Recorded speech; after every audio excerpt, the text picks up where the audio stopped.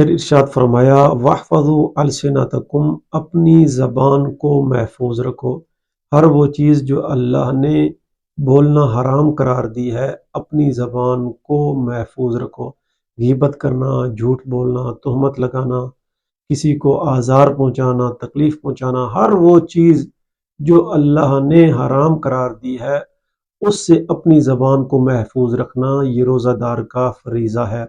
پھر ارشاد فرمایا وَغُضُّوا عَمَّا لَا يَحِلُّ النَّظْرُ إِلَيْهِ أَبْصَارَكُمْ، جو اللہ تعالیٰ نے دیکھنا آپ کی آنکھ پر حرام قرار دیا ہے وہاں اپنی آنکھ کو بند رکھنا یہ روزہ دار کا فریضہ ہے۔ پھر ارشاد فرمایا لا يحل اما لا يحل استماع الیہ اسماعکم، اور وہ چیزیں جو انسان کے کان کے لیے سننا جائز نہیں ہے اپنے کان کو محفوظ رکھنا۔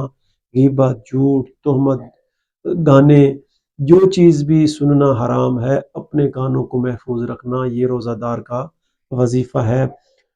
وَتَحَنَّنُوا عَلَىٰ أَيْتَامِ النَّاسِ يُتَحَنَّنْ عَلَىٰ أَيْتَامِكُمْ، اور لوگوں کے یتیموں پر مہربانی کرو، لوگوں کے یتیموں پر احسان کرو تاکہ کل کو تمہارے یتیموں پر بھی مہربانی کی جائے۔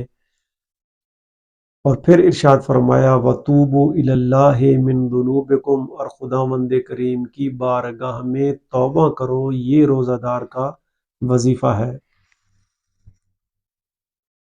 پھر ارشاد فرمایا وَارْفَعُوا إِلَيْهِ أَيْدِيَكُمْ بِالدُّعَاءِ فِي أَوْقَاتِ صَلَاتِكُمْ فَإِنَّهَا أَفْضَلُ السَّاعَاتِ يَنْظُرُ اللَّهُ عَزَّ وَجَلَّ فِيهَا بِالرَّحْمَةِ إِلَىٰ عِبَادِهِ یجیبہم اذا ناجوہ۔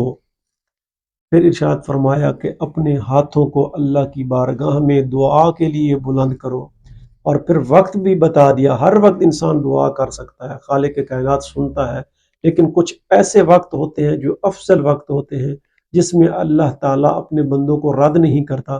فرمایا وہ نماز کے اوقات ہیں، نماز کے اوقات میں اللہ کی بارگاہ میں دعا کرو، وہ تمہاری دعا کو سنے گا اور تمہاری دعا کو قبول کرے گا۔